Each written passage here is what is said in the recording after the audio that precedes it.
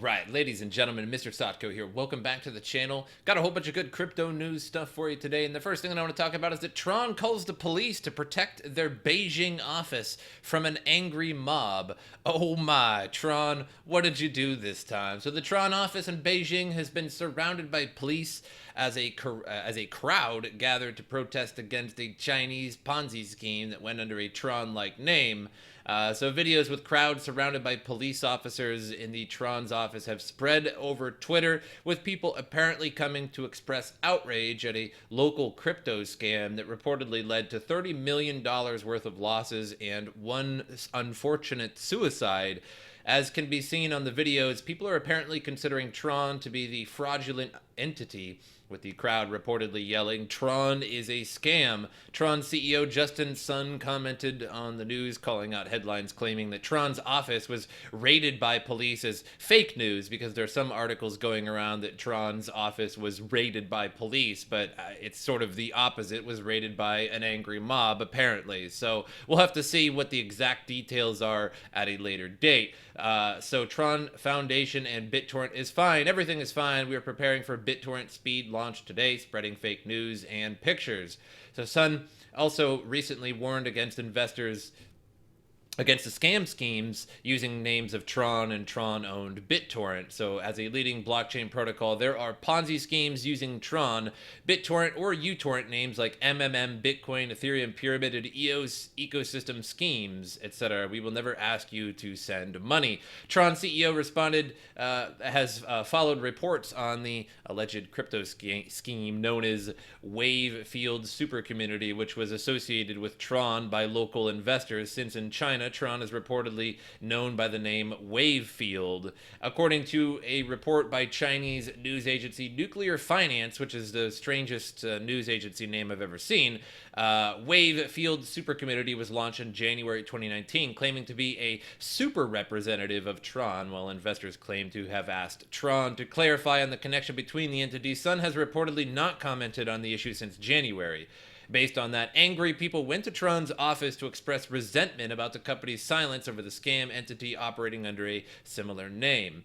So you can see some of the videos here. A bunch of police standing around the Tron building here. One woman appears to be locked inside of a building and somebody is not letting her out. I don't know if she is an employee or that is an employee, but that's a weird looking scene as well. And also some people arguing and yelling back and forth, some crowds showing up at the Tron building. So Tron under heavy fire right now, but we'll find out more details on that at a later time when those come out.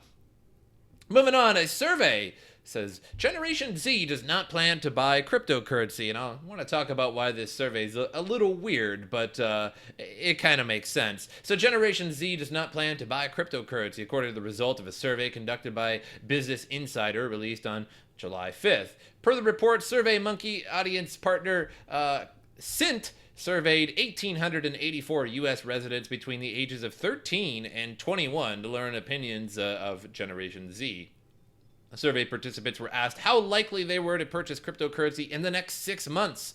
I don't know how many 13-year-olds are going to be buying cryptocurrency, but fair enough. And over 52% answered not at all. Furthermore, only 5% answered extremely likely, 6% very likely, 15% somewhat likely, and 17% not so likely, while 4% gave different unspecified answers. Still, while the results of the survey have just been released, it was conducted in January before the recent bull market started. The reinvigorated market could cause some of the teens in the surveys to rethink their position, and it may spur the 26% who said they were somewhat likely, very likely, extremely likely to purchase cryptocurrency to pull the trigger, if you will. As Cointelegraph reported, a recent survey by Moscow-based cybersecurity firm Kaspersky Lab on June 17th revealed that 19% of people globally have purchased cryptocurrency. So this is sort of a weird survey to run. So people ages of 13 to 21. Now, I could see anybody 18 or older that may have a debit card or something like that, or a bank account that might be able to transfer money to an exchange in order to buy cryptocurrency, or use their debit card to buy cryptocurrency. And of course, you could essentially buy it over the counter or off somebody that you know. But I really don't know too many 13-year-olds, 14-year-olds, etc., that have a debit card or have the ability to purchase cryptocurrency in the first place. What 13-year-old has a job that would even be legal in the first place?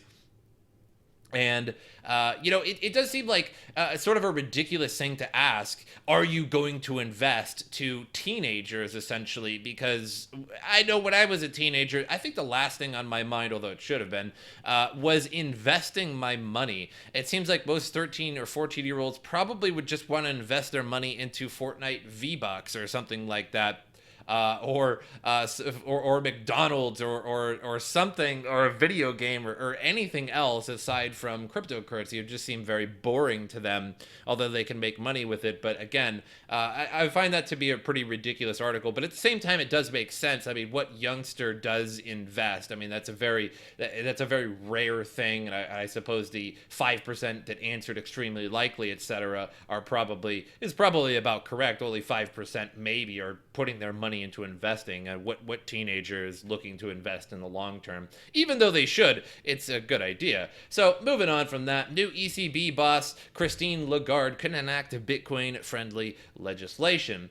So the recently nominated European Central Bank President, Christine Lagarde, has a history of making statements which cryptocurrency investors interpret as being supportive. In April, Lagarde made comments suggesting that financial institutions and regulators are underestimating the potential influence digital currencies could have within the sector. So she says, I think the role of the disruptors and anything that is using distributed ledger technology, whether you call it crypto, assets, currencies, or whatever, that is clearly shaking the system. The timeline of Lagarde's comments have been positively embraced by the crypto community, and many are hopeful that the ECB president, Lagarde, will enact crypto-supportive legislation that will bode well for the growing sector, as what institutional investors really need is regulation, because they're not going to risk billions of dollars into an industry that could, become illegal, or basically what they're doing was the wrong thing according to the law. They're just not going to risk billions of dollars doing that. Unlike previous ECB President Mario Draghi, who often described cryptocurrencies as highly risky, Lagarde's experience as a politician and the diversity of her career experiences could lead her to approach cryptocurrencies differently than her predecessors. And so a growing number of institutions are expressing interest in crypto. Facebook, JP Morgan, Bakkt, Fidelity are all on the verge of offering investing and custody services to retail and institutional investors. In other news, the Bitcoin hash rate at an all-time high. Of course, we always see these ups and downs, but absolutely all-time high, without a doubt, by a long shot. Well over 70 million trillions of hashes per second. I probably said that absolutely wrong, but either way, absolute all-time high, which is a really good thing. So that means people are putting a lot of money into mining Bitcoin. They're putting a lot of effort into doing it. And when the bear market came, the hash rate went down. And in fact, it was actually sort of a delay. I think a lot of people thought that the 2018 was going to turn around a lot sooner than it did. As you can see, the all-time hash rate of 2018 was around in August, which was definitely not a particularly good time. You can see it really dipped in December when we reached that $3,150 or $3,200. But really that bull run ended in just around this time on the chart. You can see it was much lower. So now people have much more confidence in Bitcoin and are putting a lot more hash rate into it. A lot more of them ant miners being plugged in recently.